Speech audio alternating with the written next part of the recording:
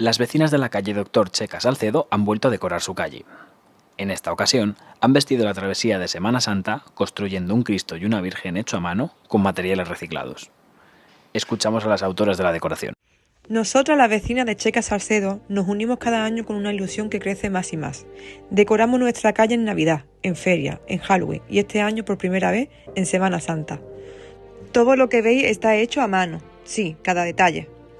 Y la mayoría con materiales reciclados, porque creemos que la magia también puede nacer de lo sencillo.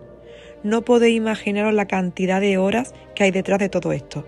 Tardes enteras, noches largas y risas sin parar. Porque lo mejor no es el resultado, sino el camino.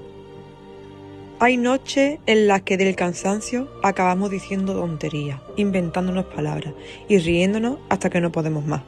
Porque de eso se trata, de compartir, de crear juntas, de llenar nuestra calle de vida y de recuerdos que se quedan para siempre. Esperamos que os guste. Bienvenidos al programa en el que hablamos de todo lo que sucede en Palma Palmilla. Carlos Torres nos explica en qué consiste la Cuaresma y su importancia dentro de la región católica. Hablamos con los vecinos de calle Eume 1 y nos muestran cómo ha quedado su edificio tras el incendio que sufrió el año pasado. Codenaf organiza unos talleres dirigidos a centros educativos de Málaga.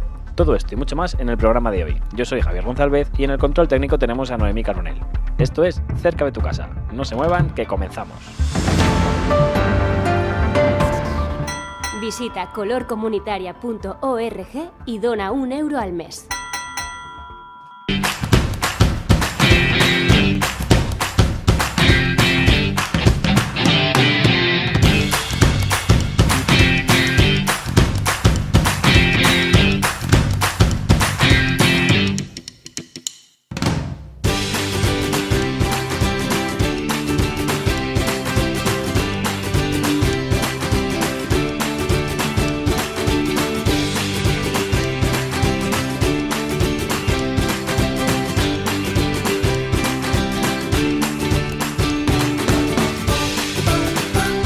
Cerca de tu casa, con Javier González.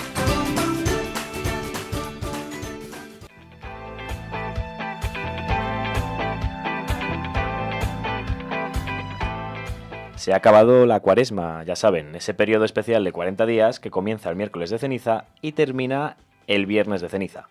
Durante este periodo, los cristianos se preparan para la Pascua de Resurrección de Jesús. Y para conocer todos los detalles hoy, tenemos aquí con nosotros a Carlos Torres, coordinador del equipo de Catequesis San Pío X y responsable de la Virgen del Carmen. Buenos días, Carlos. Buenas, ¿qué tal? ¿Qué tal? ¿Cómo podemos definir la Cuaresma? Bueno, a mí me hubiera encantado primero que hubiera estado aquí el padre Andrés, el padre Pedro, alguna de esta gente, pero ellos es verdad que ellos están ahora liados trabajando en la cárcel y sus cosas, ¿no? Entonces, bueno, pues estoy yo, me ha tocado a mí, pero que no vengo en representación de, ¿no? Vengo porque vosotros me habéis invitado y, bueno, podemos contarlo. La Cuaresma para nosotros es un tiempo de reflexión y esperanza. Es prepararte. Tenemos 2 tiempos a lo largo del año que son el Adviento y la Cuaresma. Te preparas para lo que viene. Y entonces la Cuaresma es prepararte para la llegada de la parte más importante de la vida de los cristianos, que es el Triduo Pascual y la resurrección de Jesús. ¿Quién estaría obligado a cumplirla? Hombre, se supone que todos los cristianos estamos, bueno, no sé si obligados, pero llamados por lo menos a centrarnos en la Cuaresma, que nos pide cosas muy básicas, básicas y complicadas, que son la oración, el ayuno, y nos pide también la caridad. Nos pide que nos acordemos de los más pobres y que hagamos una oración como interna de cuál es nuestro momento, cómo estoy yo ahora, cómo voy a llegar a la Semana Santa.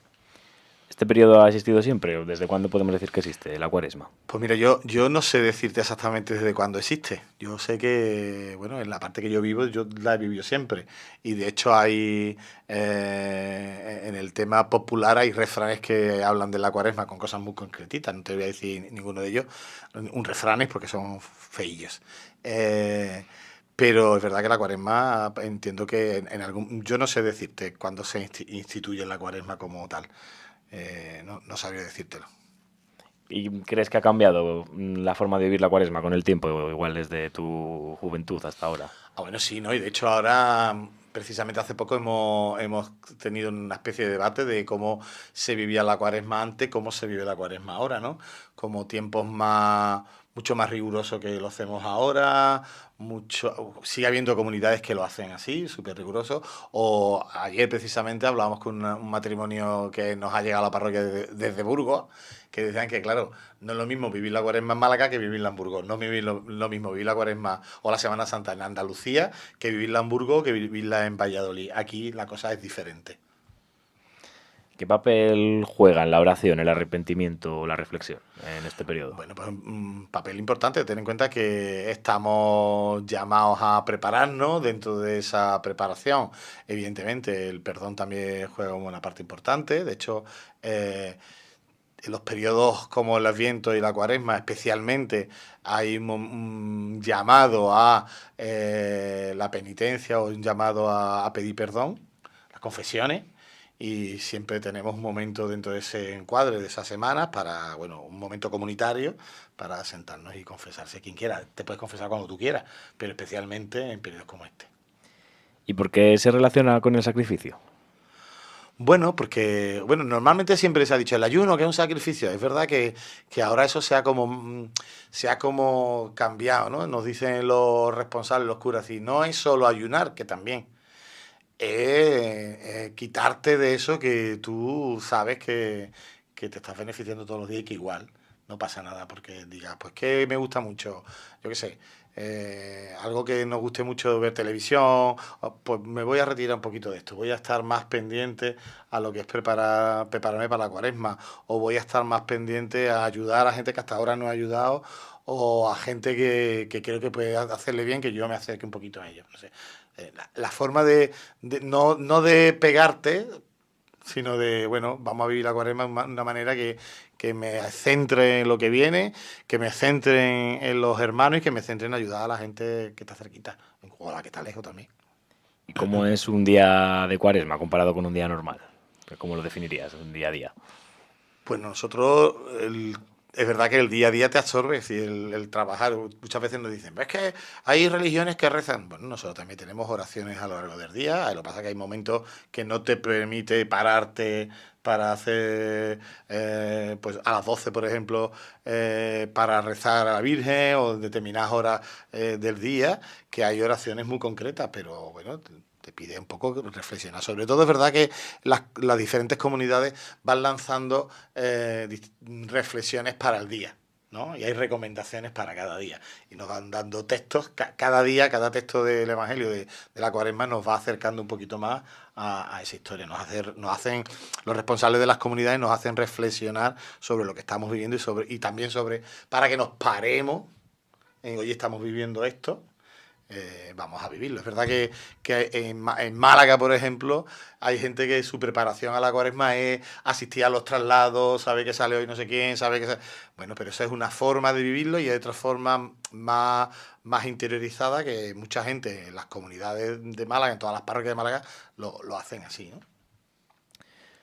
Y por lo que me estás contando, ¿es un periodo más para vivirlo de forma individual o en comunidad?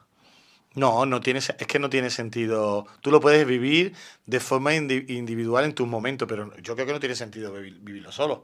Si nosotros planteamos, igual que entiendo todas las comunidades que hay en Málaga o en todos lados, planteamos antes de la cuaresma cuál va a ser. El Papa ya nos dice, la cuaresma, el lema va a ser tal, y nosotros planteamos. Cada comunidad lo adapta pues un poco a la gente que tiene. Y entonces tenemos una cosa muy buena y es que sabemos que cuando leemos el Evangelio del día lo están leyendo millones de personas igual que nosotros, el mismo, o cuando nos sentamos los domingos a misa, sabemos que ese Evangelio lo están disfrutando, lo están escuchando millones de personas en el mundo, el mismo. Entonces luego es cómo presentas tú eso. Nosotros, por ejemplo, llevamos 5 semanas de Cuaresma. Siempre en nuestra parroquia utilizamos el material que crea Fano, que de hecho nos hubiera gustado haber podido entrevistar, y hemos hablado a través de sus dibujos. Este año nos presentaba a Jesús como un cocinero. Entonces, ¿qué hace esto? Que nos facilita mucho la historia para trabajar con los niños. Y también para gente, a personas que a lo mejor la lectura del Evangelio sola de por sí pues no se enteran y hay que buscar otros medios. De hecho, hemos trabajado no solo de Pan vive el hombre, el primer domingo que era el tema de las tentaciones, después tuvimos el escúchalo, el Evangelio, te hablaba de escuchar al Señor, que de hecho cada domingo se ha ido ofreciendo una cosita. El primer domingo fue un pan, dice no solo de pan vive el hombre porque necesita la palabra de Dios. Después escúchalo, escucha al Señor y ofrecimos unos cascos como estos. El siguiente domingo era la historia de la samaritana, es el agua que purifica, que para nosotros el agua que purifica es el Señor. El último que yo estaba, porque este domingo pasado estaba en el hospital y con familia y no pude estar, fue el fuego. Pero más que el fuego purificador, se hablaba del fuego del corazón de Jesús, que todo lo transforma, ¿no? En el fondo vamos buscando transformarnos. Y este domingo último se hablaba de las vitaminas. ¿Sí? ¿Qué es la vitamina? Pues el Evangelio hablaba de Jesús es capaz de resucitar a los muertos y entonces es el que nos da la vida, ¿no? Un poco, todo eso, una cocina. Imagínate que cuando le estamos contando a los niños el fuego de Jesús transforma, y la explicación era como las palomitas. ¿Qué hace el fuego con las palomitas? Un grano, ¡paf!, sale ahí una cosa, ¿no? Pues en el dibujo que Fan utiliza, que es muy chulo, hay un corazón que está calentando una sartén y en esa sartén están las palomitas, ¿no? Un poco adaptar todo eso para que la gente lo entienda. Esto la gente que sea como muy tradicional no lo entiende. Pero es una manera que tenemos de llegar a todo el mundo y que todo el mundo entienda cómo es la historia. Claro, ahora que hablabas de los niños, ¿cómo viven los jóvenes este periodo? ¿Lo siguen igual que los mayores? ¿No tanto? ¿Es diferente? Bueno, ¿Qué dirías? yo creo que hay formas diferentes de vivirlo. Yo tengo en casa a mi hija y mi hija lo vive de otra manera. Mi hija sabe que es importante ir el domingo de Ramos a misa, sabe que es importante ir el jueves, el viernes, el sábado, tal, pero su pasión, su cuaresma, han sido traslados aquí, traslados allí. Tengo que recoger mi puesto de nazareno con mi novio, o me tengo que preparar porque voy a salir de mantilla en tal cofradía. Los jóvenes lo miran de otra manera, pero yo siempre digo que si esa forma de entrar vale para acabar en esta reflexión, pues bien, cada uno lo vive de una manera. Las comunidades estamos llamadas a vivirlas desde las parroquias, reflexionando y preparándonos para la cuaresma. Muchos cofrades seguro que lo hacen así, otros no, evidentemente, pero bueno, cada uno se prepara. Yo creo que en el fondo todos vamos al mismo sitio, solo que unos lo viven de una manera y otros lo viven de otra. En otro programa de las semanas pasadas hemos hablado con Salima El Mesiani sobre el Ramadán. ¿Qué aspectos podría tener en común con este periodo tan importante para los musulmanes? Pues mira, este año hemos coincidido también en el tiempo, Ramadán y Cuaresma hemos estado ahí juntos. Pues mira, ellos basan su Ramadán en oración, ayuno y caridad, justo lo mismo que hacemos nosotros. Que es curioso.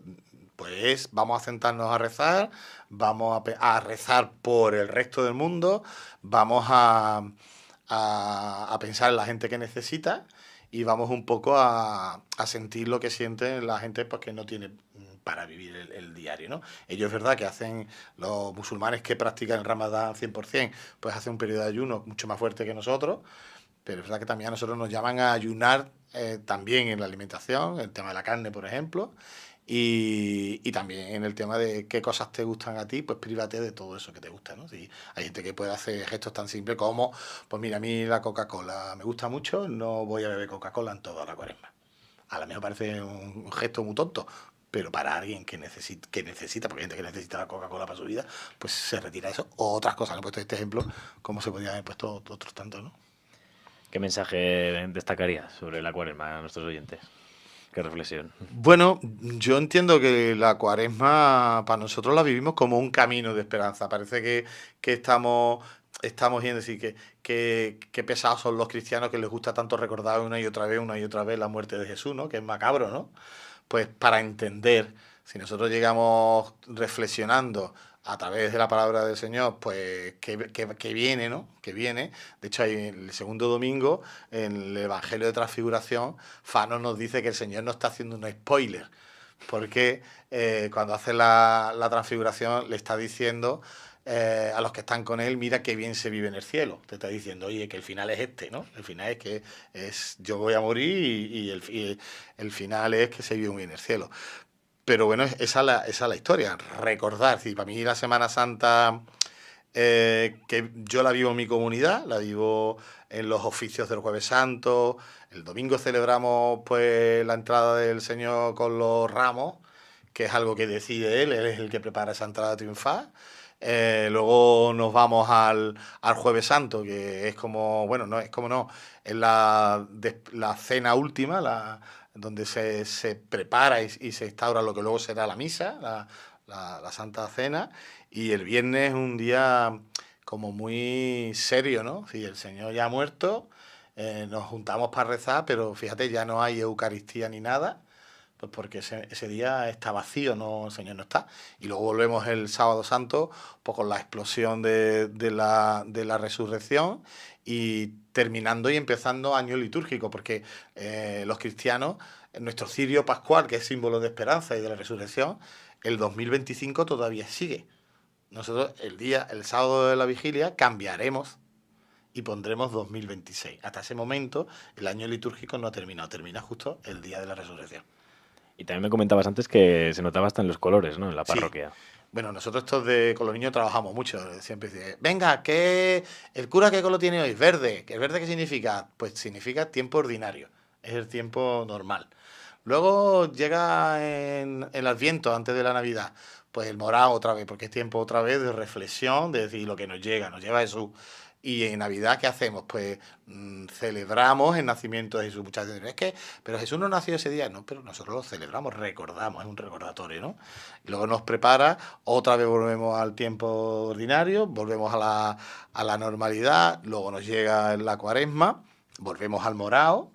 El rojo también está en momentos especiales como la misa de Navidad o el Domingo de Ramos, el Jueves Santo, hay cosas muy concretas. Y el domingo, pues volvemos otra vez el día de la resurrección, volvemos al blanco, que es el de la resurrección, ¿no? Muchos colores que nos van contando un poco cuáles son los tiempos. Y es verdad que todo cambia. Hay detalles simples que tú dices, uy, este está en morado, que nosotros preguntábamos a los niños, venga, está en morado, ¿qué tiempo es? Ah, pues Cuaresma o es Adviento, porque vale para los dos, ¿no? Y va cambiando todo un poquito, ¿no? Se cuidan esos detalles para un poco sepamos. Estamos en verde, tiempo ordinario. Estamos en morado, pues estamos en un tiempo especial de reflexión, que es el Adviento o la Cuaresma, y donde se nos invita a eso, a prepararnos, a limpiar. Sí. En Adviento siempre decimos, ¿qué hacen nuestras madres normalmente cuando va a llegar la Navidad? Las casas arregladitas, limpitas, preparadas, pues un poco eso, ¿no? El limpiarnos nosotros. Y la Cuaresma lo mismo, me preparo para lo que viene, que es súper importante. Pues Carlos Torres, coordinador del equipo de catequesis de San Pío X y responsable de la Virgen del Carmen. Muchísimas gracias por venir Vosotros. aquí. Yo pago mi comunidad. Para tener ascensor. Para arreglar lo que se rompa. Por respeto a mis vecinos. Y porque es mi obligación. ¿Y tú? ¿Pagas tu comunidad? Un mensaje de la Mesa de Vivienda del Plan Comunitario Palma Palmilla Proyecto Hogar. Los vecinos de calle Eume 1 nos enseñan cómo quedó su edificio tras el incendio del pasado 11 de febrero del 2025. El presidente de la comunidad y algunos vecinos nos mostrarán el estado en el que han quedado las instalaciones.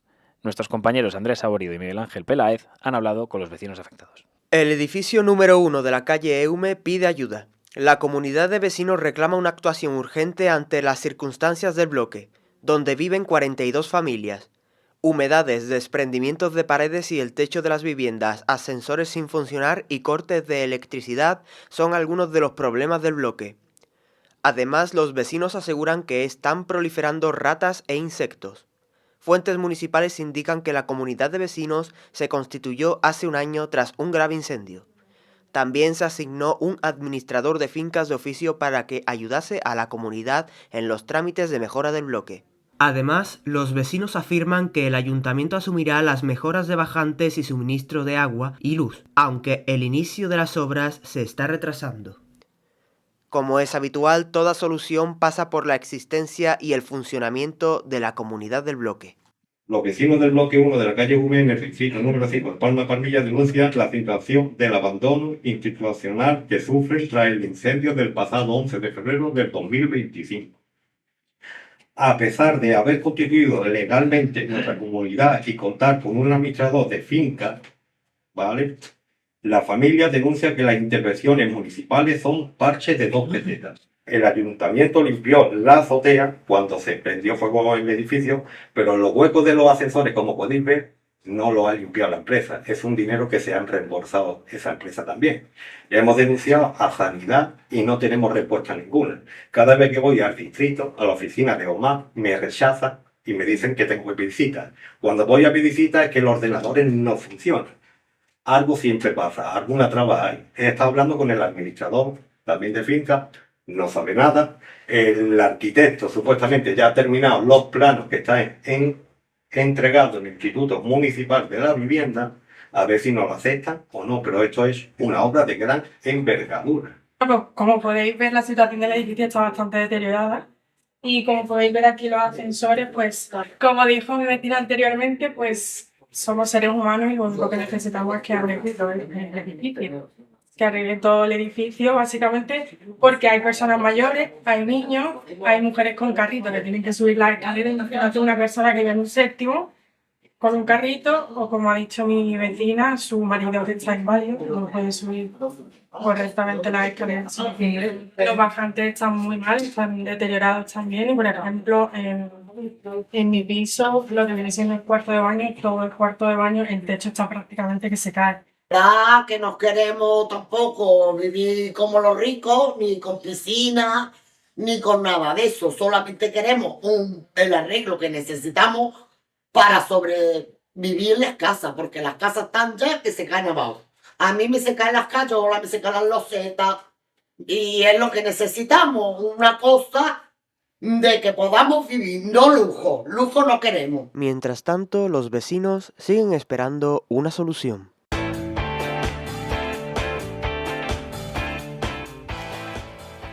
Codenaf ha coordinado unos talleres con el objetivo de crear espacios de diálogo y reflexión en las aulas del barrio. El proyecto Semillas de Cambio, Despierta por la Infancia, ofrece talleres en los centros educativos de la barriada. Para conocer todos los detalles, hablamos con Ximena Asturi, técnica de proyectos del área de educación de Codenaf. Buenos días, Ximena. Buenos días, gracias por el espacio. ¿En qué consiste el proyecto Semillas de Cambio? Bueno, el proyecto Semillas de Cambio es un proyecto financiado por el Ayuntamiento de Málaga. Son talleres que damos en institutos, ¿sí? Consta de 2 fases. La primera es una visita a los institutos. Se da un taller con el marco teórico y un poco lo que queremos conversar, que ahora te cuento. Y la segunda instancia es una producción artística que hacen en grupo el alumnado de los institutos para demostrar, obviamente, qué conocimientos adquirieron. En este caso, Semillas del Cambio es un proyecto, bueno, como te dije, del área de Educación para el Desarrollo. Hablamos de comercio justo, siempre con los ODS, enfocado principalmente en la reducción de las desigualdades, la educación de calidad y los derechos de la infancia. Transversalmente, el tema de las niñas y las mujeres en estos ámbitos. Comercio justo, explotación infantil fueron los temas que abordamos en esta oportunidad. ¿Y qué valores pretende fomentar entre la infancia del barrio? En realidad, el foco de estos talleres es un poco visibilizar situaciones que ellos no ven. En este caso, por ejemplo, hablamos mucho de la explotación infantil, que es algo que el año pasado les había interesado y no habíamos llegado a abordar en el curso pasado bien en profundidad. Y hablamos de la moda rápida. Entonces, por ejemplo, no sé si vieron que estas cadenas de moda rápida, que hay mucho consumo, y que hay otras alternativas de consumo, ¿no? Que son más ecológicas, más sustentables y, bueno, favorecen a los productores más pequeños. Entonces, un poco trabajamos eso. En este caso, les mostramos algunos vídeos de quién fabricaba la ropa que ellos consumían sin parar, ¿no? No sé si vieron esas campañas que hay en las redes que hacen compras muy grandes y muestran producto y compras innecesarias. Y les dimos sobre todo, mira, tengo acá algunas alternativas de compra de comercios sustentables de la provincia de Málaga, ¿no? Para que entiendan un poco el valor del reciclado, del uso de las cosas que tienen y sobre todo, en este caso, quién fabricaba su ropa. Eso te diría que es lo que más les llamó la atención a los chicos. ¿Estos talleres cuánta duración han tenido? ¿Desde cuándo se han realizado? Decías que recientemente que se habían acabado, ¿no? Sí, estamos cerrando el proyecto, un poquito la idea era contarles un poco lo que trabajamos. El proyecto empezó en octubre y termina ahora, mañana, es el último día, ya dimos cierre. Y fueron 2 visitas. La primera visita, como te contaba, fueron la proyección de un vídeo una evaluación diagnóstica donde les hacíamos 5 o 6 preguntas para ver un poco dónde estábamos parados con los conceptos que íbamos a tratar. Después les hacíamos una evaluación en forma lúdica, un juego de preguntas y respuestas para generar un poco de debate y para también saber si habían incorporado conocimientos. Y la segunda visita, que fue, la primera fue aproximadamente por los meses de noviembre y diciembre en los 2 centros, y la segunda visita ahora a principios de año.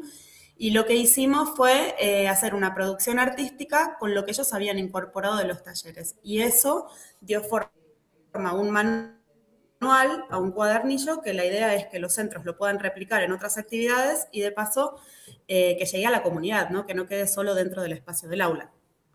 Así que fueron dos visitas a los centros. ¿Cómo habéis motivado a estos alumnos para que tomen parte en estas iniciativas que proponéis? En realidad lo que nos pasa un poco cuando damos los talleres a los técnicos de educación es que estamos con una adolescencia un poco movida, vamos a llamarla, o con mucha información, ¿no? Con mucho... Entonces, nada, lo que hacemos en realidad un poco lo que te decía es de manera lúdica. Los videos siempre ayudan porque ven cosas que no ven en lo cotidiano, ¿no? Y después, lo que sí, al llevarlos... A ver, me voy a ordenar. Un poco lo que pasa es que nosotros les proponemos esto, les contamos la información, pero lo que ellos nos preguntan después es ¿qué hago con toda esta información?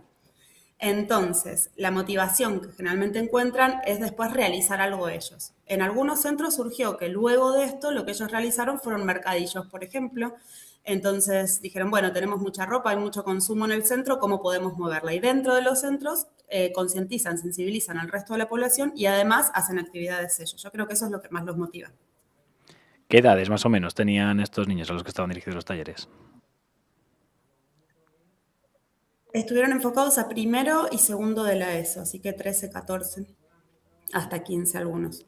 Y aparte del tema de la procedencia de la ropa que me mencionabas antes, ¿qué es otra cosa que les haya llamado la atención, que no sabían antes de los talleres? Es que en realidad el tema de la explotación infantil no lo conocían. Obviamente estamos en un país donde en la mayoría de los casos no sucede, si bien hemos tocado algunos temas de... No sé, por ejemplo, las mujeres freseras y la gente que trabaja en esos contextos, los inmigrantes que llegan y tienen pocas posibilidades y son explotados, pero no les estaba pasando de ver el tema de los niños. Entonces, cuando empezamos a hablar de las diferentes formas de explotación infantil y de los derechos de la infancia, lo comparan un poco con su realidad, ¿no? Y les llamó muchísimo la atención que haya niños que en este momento no están accediendo a la educación, no tienen los derechos básicos cubiertos, ¿no? Entonces esa comparación de un país desarrollado y un país en vías de desarrollo es un poco lo que más les llama la atención. ¿Tenéis pensado volver a llevar a cabo talleres como estos en el futuro? Sí, es un proyecto que generalmente se lo repetimos todos los años. El curso pasado me ha tocado hacerlo a mí también, que era otro que también presentamos aquí en la radio. Lo que sí hacemos es tomar un poco las inquietudes del alumnado para después replicar y presentar el proyecto de una manera distinta con algo que a ellos les vaya llamando la atención, ¿no? Y a ellas. Entonces sí, la idea es hacerlo anualmente. No sé si te gustaría añadir algo más a los oyentes que nos puedan estar escuchando ahora mismo sobre la importancia de estos talleres. En realidad sí, un poco lo que a mí me llama la atención, que viste que te decía que eran infancias que estaban como muy estimuladas, pero cuando vos les presentás alguna temática o alguna problemática que a ellos les puede llegar a interesar y que no conocen, se involucran mucho. Entonces a veces dicen la adolescencia está perdida y no coincido con ese concepto porque fomentando un poco el pensamiento crítico y presentando otras opciones, la verdad que se involucran, se comprometen, participan. Entonces, creo que los espacios de debate son sumamente interesantes. Ximena Asturi, técnica de proyectos del área de educación de Codenaf. Muchas gracias por venir a Cerca de tu Casa. Bueno, muchas gracias a ustedes por este espacio. Nos encanta participar de la radio y, bueno, a toda la población que tenga ganas de acercarse a Codenaf, nos pueden escribir por cualquier cosa que necesiten. Gracias.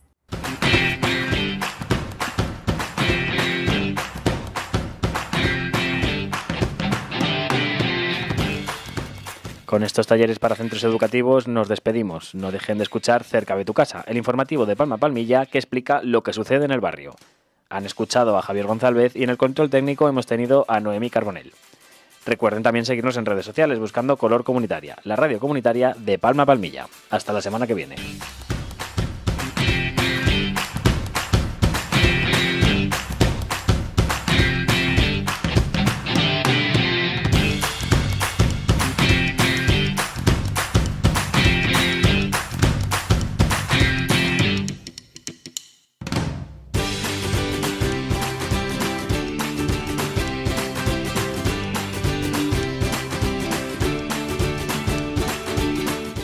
Este programa se hace gracias a la colaboración de la Junta Municipal de Distrito 5 Palma Palmilla del Ayuntamiento de Málaga. Cerca de tu casa.